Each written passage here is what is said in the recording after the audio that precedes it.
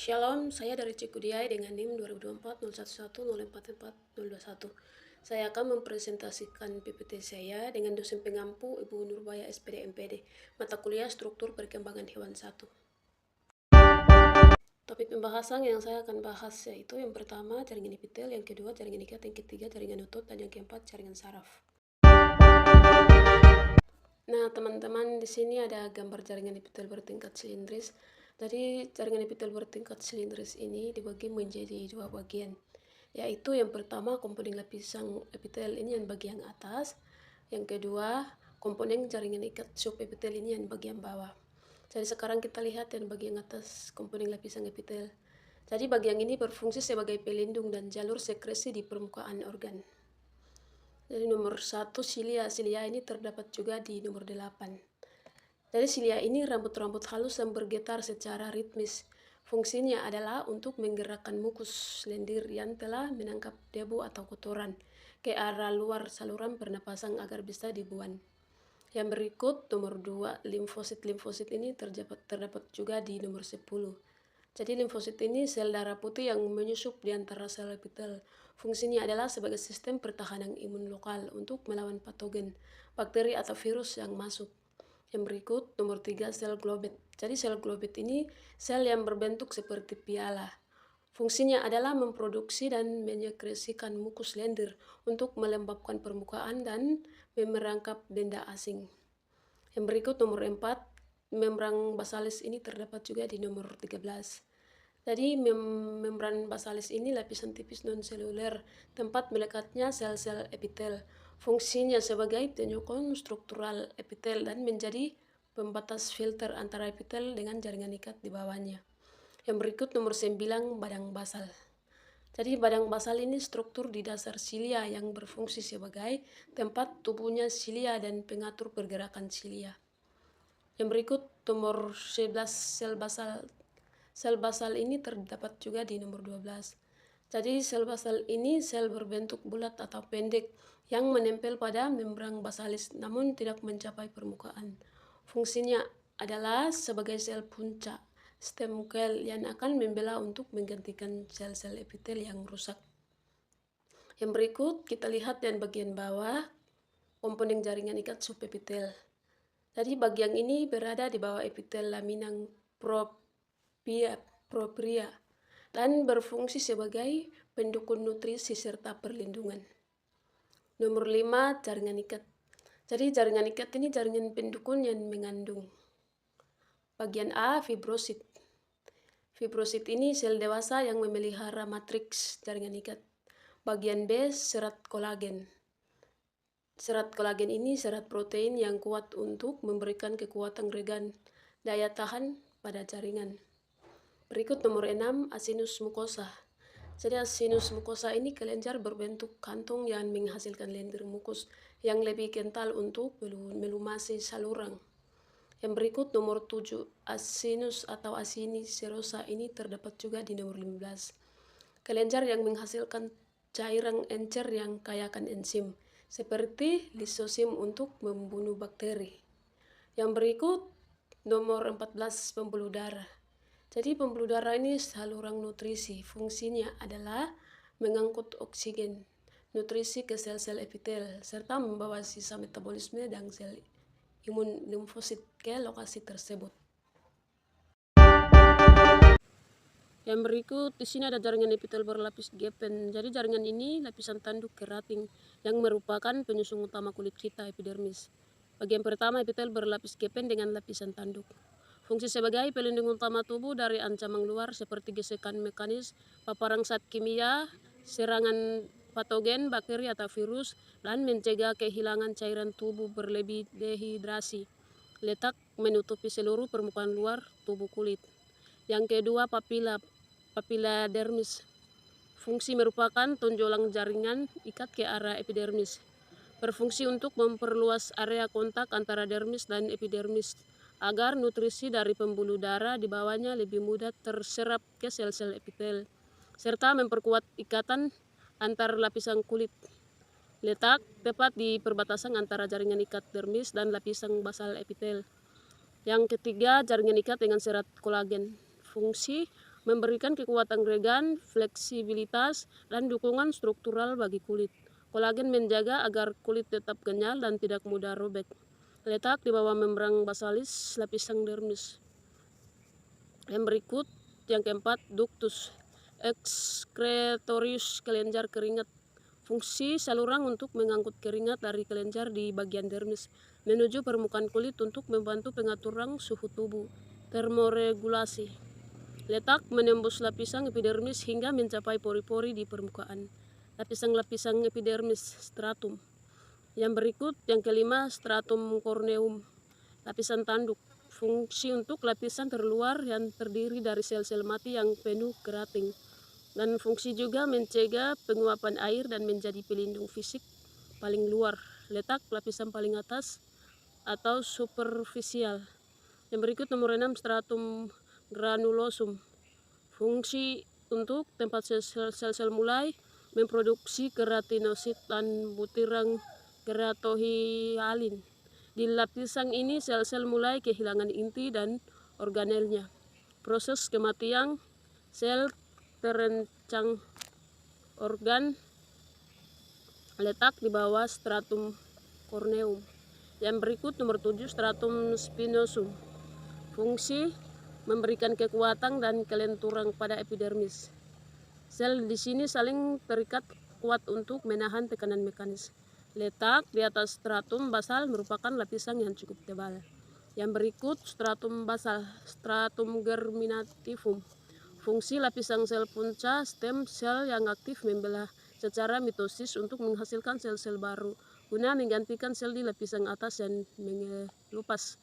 Letak lapisan terdalam epidermis yang menempel pada membran basalis. Jadi struktur ini secara keseluruhan sangat efisien dalam menjaga tubuh dari lingkungan yang keras. Yang berikut masuk pada jaringan ikat. Jadi di sini ada tabel. Poin utama, definisi dan komponen. Jaringan ikat adalah jaringan yang paling banyak dan tersebar luas di tubuh. Fungsinya bukan hanya sebagai pembalut, tetapi sebagai penyokong, pelindung, dan penghubung antar jaringan. Secara garis besar, kita bisa membaginya menjadi dua kelompok berdasarkan masa perkembangannya, embrionik dan dewasa. Dasar pembentukan jaringan. Mesenkin. Hal ini adalah asal muasal semua jaringan ikat. Sifatnya multipoten, artinya bisa berubah menjadi jenis jaringan apapun sesuai kebutuhan tubuh saat janin tumbuh. Mukosa. Jaringan ini lebih spesifik sering disebut Wertongs gel yang memberikan dukungan struktural pada tali pusat janin. Yang berikut, struktur berdasarkan kerapatan serat. Longgar areolar. Bayangkan ini sebagai perekat universal tubuh. Seratnya tidak rapat, fungsinya untuk mengisi ruang antar organ dan membungkus pembuluh darah. Yang berikut, irregular. Ia kuat menahan tarikan dari segala arah seperti pada kulit. Jika sejajar regular, ia sangat kuat pada satu arah saja seperti pada tendon. Yang berikut, jaringan ikat khusus retikular dan adiposa. Fungsi spesifik non-struktural. Retikular, jaringan ini membentuk jaring halus yang menjadi kerangka atau rumah bagi organ-organ lunak seperti hati dan limpa. Yang berikut, adiposa, inilah jaringan lemak kita. Sel-sel terspesialisasi untuk menyimpan energi dalam bentuk tetesan lemak, sekaligus berfungsi sebagai isolator suhu dan pelindung mekanis bagi organ dalam. Yang berikut, di sini ada tabel fungsi sel jaringan ikat. Yang pertama, fibroblast, chondroblast, osteoblast, odontoblas.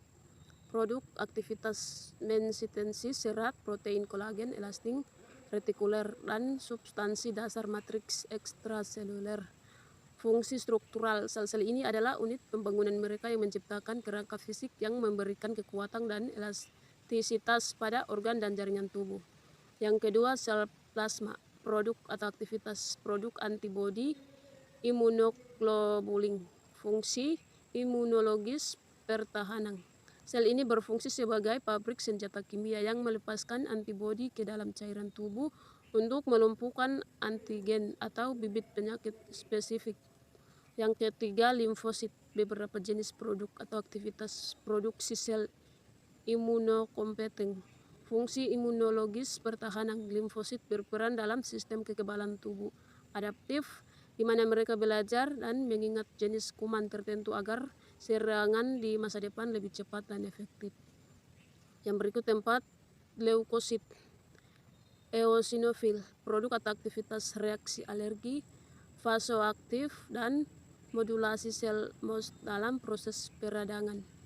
Fungsi imunologis pertahanan, yang fungsi juga menjaga agar reaksi peradangan tetap terkendali dan menjadi garis pertahanan utama melawan infeksi parasit besar seperti cacing. Yang berikut nomor 5, leukosit neutrofil, produk atau aktivitas fotositosis substansi asing dan bakteri. Fungsi pertahanan, ini adalah sel darah putih yang pertama kali sampai di lokasi infeksi. Mereka berfungsi sebagai pasukan pemakan yang menghancurkan bakteri secara langsung. 6. Makrofag, produk atau aktivitas sekresi sitokin, fagositosis, dan penyajian antigen APC kepada sel imun lain. Fungsi pertahanan, makrofag memiliki kapasitas makan yang lebih besar dari neutrofil. Selain memakan kuman, mereka berfungsi juga memberikan laporan intelijen kepada sel imun lain agar respons pertahanan tubuh semakin kuat. Yang berikut nomor 7, sel mast dan leukosit basofil, produk atau aktivitas pembebasan molekul aktif secara farmakologis seperti histamin dan heparin. Fungsi pertahanan partisipasi dalam reaksi alergi. Yang fungsi juga adalah memicu respons inflamasi peradangan yang menyebabkan pembuluh darah melebar. Hal ini penting agar sel-sel imun lainnya lebih bisa mudah masuk ke jaringan yang terluka. Yang berikut nomor 8, adiposit, produk atau aktivitas penimbuhan lemak netral, trigliseridria. Fungsi cadangan energi dan produksi panas, dan berfungsi juga sebagai gudang energi utama tubuh. Lemak yang disimpan juga bertindak sebagai isolator suhu, menjaga kehangatan dan bantalan mekanis untuk melindungi organ dalam dari benturan. Yang berikut masuk pada jaringan otot. Yang pertama, nukleus atau inti sel. Fungsi mengontrol semua aktivitas sel otot, mengatur pembentukan protein untuk pertumbuhan dan perbaikan otot. Pada otot lurik jumlahnya banyak multinukleus. Yang kedua, muscle fiber serat otot. Fungsi sel otot panjang yang mampu berkontraksi, mengandung banyak myofibril sebagai alat kontraksi. Yang ketiga, sarkolema. Fungsi membran sel otot yang melindungi serat otot, menghantarkan impuls saraf ke dalam sel otot, memulai proses kontraksi. Yang keempat, mitokondria. Fungsi menghasilkan energi berupa ATP. ATP digunakan untuk kontraksi otot dan relaksasi. 5. Myofibril. Fungsi untuk struktur utama dalam serat otot, tersusun dari unit kecil bernama sarkomer, bertanggung jawab langsung terhadap kontraksi. Yang keenam, sarkomer. Fungsi unit kontraksi terkecil pada otot, tempat terjadinya interaksi aktin dan miosin, memendek saat kontraksi terjadi. Yang ketujuh, sarkoplasmik retikulum. Jadi fungsi penyimpanan ion kalsium, melepaskan kalsium saat kontraksi dimulai, menyerap kembali kalsium saat relaksasi. Yang kedelapan, filamen tips atau aktin. Fungsi untuk tempat kepala miosin menempel, bergerak menuju tengah sarkomer saat kontraksi. Yang kesembilan, thick filamen atau filamen tebal miosin. Fungsi memiliki kepala miosin yang menarik aktin, menggunakan ATP untuk menghasilkan tenaga kontraksi. 10. Set dis garis set. Fungsi batas antara dua sarkomer, tempat melekat filamen aktin. 11. I band pita I atau terang. Fungsi daerah yang hanya mengandung aktin, memendek saat kontraksi. Yang berikut nomor 12, A band pita A atau gelap. Fungsi mengandung filamen miosin, panjangnya tetap saat kontraksi. 13H sone. Fungsi bagian tengah A band hanya mengandung miosin, mengecil atau hilang saat kontraksi. 14 M line garis M. berfungsi menjaga posisi miosin tetap di tengah sarkomer, menstabilkan struktur sarkomer. Cara kerja otot lurik. Cara kerja, impuls saraf datang, saraf mengirim sinyal ke sarcolemma, impuls masuk ke dalam serat otot. Retikulum sarkoplasma melepaskan kalsium. Ion kalsium keluar menuju filamen aktin. Terbentuk ikatan aktin miosin. Kalsium membuka tempat ikatan pada aktin. Kepala miosin menempel pada aktin. Filamen bergeser, kepala miosin menarik aktin ke arah M-line. Sarkomer memendek, I-band dan H-zone mengecil. Kontraksi otot terjadi, banyak sarkomer memendek bersamaan. Otot secara keseluruhan berkontraksi, relaksasi, otot kembali normal. Kalsium masuk kembali ke retikulum, aktin dan miosin terlepas. Sarkomer memanjang kembali. Yang berikut masuk pada teori sliding filamen. Filamen tipis, myofilament atas. Yang pertama, aktin, protein berbentuk bola bulatan coklat yang memiliki situs pengikatan untuk miosin. Aktin berfungsi sebagai tangga atau jalur tempat miosin berpijak. Yang berikut, tropomiosin. Jadi tropomiosin ini protein berbentuk untaian panjang garis kuning yang menutupi situs pengikatan pada aktin saat otot beristirahat. Fungsinya mencegah kontraksi yang tidak diinginkan. Yang berikut, troponin. Jadi troponin ini protein kompleks biru yang terikat pada tropomiosin. Ia berfungsi sebagai kunci yang akan berubah bentuk saat mengikat kalsium. Yang berikut, tropomodulin terletak di ujung filamen merah, berfungsi menstabilkan panjang filamen aktin. Yang berikut, filamen tebal miosin 2. Miosin 2 molekule, protein motor utama yang memiliki dua bagian utama.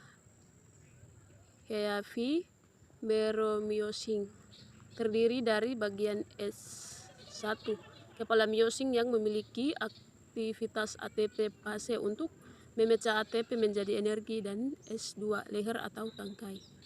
Yang berikut, lead meromyosin, bagian ekor panjang yang menyusung batang filamen tebal.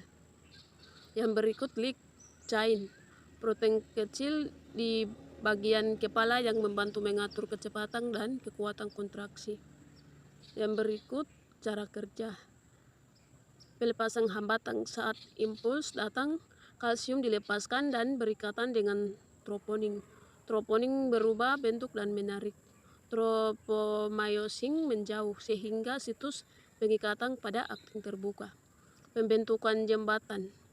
Penyebaran cross bridge, kepala miosin S1 yang sudah membawa energi ADP tambah P menempel kuat pada situs pengikatan aktin. Yang berikut, power stroke, langkah kuat. Energi dilepaskan menyebabkan kepala miosin menekuk. Gerakan ini menarik filamen aktin ke arah tengah M sampai line hingga sarkomer memendek. Yang berikut, pelepasan detachment. Molekul ATP baru menempel pada kepala miosin, menyebabkan miosin lepas dari aktin. Yang berikut, reaktivasi. ATP dipecah kembali menjadi ADP dan fosfat hidrolisis mengembalikan kepala miosin ke posisi siap, seperti menarik pelatuk senjata untuk siklus berikutnya. Berikut masuk pada jaringan saraf. Jadi di sini ada struktur neuron. Struktur neuron bagian pertama adalah dendrit. Jadi dendrit ini penonjolan pendek yang bercabang-cabang. Fungsinya adalah untuk menerima rangsangan impuls dari neuron lain atau reseptor dan membawanya menuju badang sel. Yang berikut, badang sel, bagian utama yang mengandung sitoplasma. Fungsinya untuk menerima impuls dari dendrit dan meneruskannya ke akson. Yang berikut, nukleus inti sel. Jadi inti sel ini terletak di pusat badang sel. Fungsinya sebagai pusat mengatur segala aktivitas sel saraf. Yang berikut, akson atau neurit. Jadi neurit ini penonjolan panjang dari badang sel. Fungsinya untuk menjalankan impuls dari badang sel menuju neuron lain, kelenjar atau otot. Yang berikut, selubung mielin, lapisan lemak berwarna putih yang membungkus akson. Fungsinya sebagai isolator yang melindungi akson dari kerusakan dan mencegah kebocoran impuls. Yang berikut sel Schwann, sel yang membentuk selubung mielin. Fungsinya untuk menyediakan nutrisi bagi akson dan membantu regenerasi akson yang rusak. Yang berikut nodus Ranvier, bagian akson yang tidak tertutup selubung mielin. Fungsinya untuk mempercepat jalannya impuls dengan cara membiarkan impuls melompat. Konduksi saltatori. Yang berikut sinapsis terminal akson. Ujung akson yang akan bertemu dengan neuron berikutnya. Fungsinya untuk meneruskan impuls ke sel saraf lain melalui zat kimia yang disebut neurotransmitter. Terus berikut cara kerja neuron. Penerimaan resepsi impuls atau rangsangan seperti sentuhan cahaya atau sinyal kimia ditangkap oleh dendrit. Impuls ini kemudian dibawa menuju badang sel. Setelah melewati badang sel, impuls akan diteruskan ke akson. Di sini impuls bergerak seperti arus listrik. Keberadaan selubung mielin dan nodus Ranvier sangat penting di tahap ini agar sinyal tidak lemah dan sampai ke tujuan dengan sangat cepat kilat. Peloncatan sinopsis, ketika impuls mencapai ujung akson, sinapsis sinyal listrik tidak bisa langsung melompat ke neuron berikutnya karena ada celah, maka neuron akan melepaskan zat kimia bernama neurotransmitter.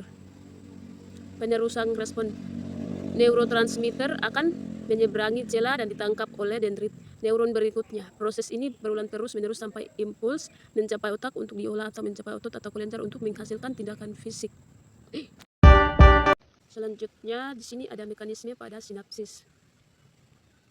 Yang pertama, kedatangan potensial aksi. Proses dimulai ketika sinyal listrik impuls berjalan menyusuri akson dan mencapai ujung saraf yang disebut presinoptik neuron terminal akson. Yang kedua, pembentukan saluran kalsium. Sinyal listrik tersebut memicu terbukanya voltage gated kalsium channel saluran kalsium, akibatnya ion kalsium dari luar sel masuk ke dalam terminal presinapsis. Yang ketiga, pelepasan neurotransmitter. Masuknya kalsium menyebabkan kantung-kantung kecil yang disebut synaptic vesicle mendekat ke ujung membran. Vesikel ini kemudian pecah dan melepaskan zat kimia bernama neurotransmitter molekuler ke dalam celah sempit yang disebut synaptic cleft. Yang keempat, pengikatan pada reseptor.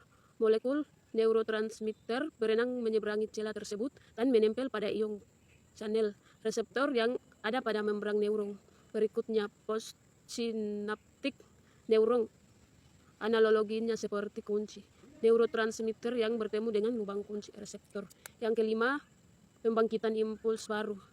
Begitu reseptor terikat oleh neurotransmitter, saluran ion pada neuron penerima akan terbuka. Hal ini menyebabkan perubahan muatan listrik di sel tersebut, sehingga impuls serat baru tercipta dan sinyal kembali diteruskan dalam bentuk listrik. Yang berikut nomor 6, pembersihan celah sinopsis tahap akhir. Agar neuron tidak terus-menerus terangsang, neurotransmitter yang tersisa di celah sinapsis akan segera dibersihkan. Caranya bisa dengan diserap kembali oleh neuron asal reuptake atau dipecah oleh enzim khusus.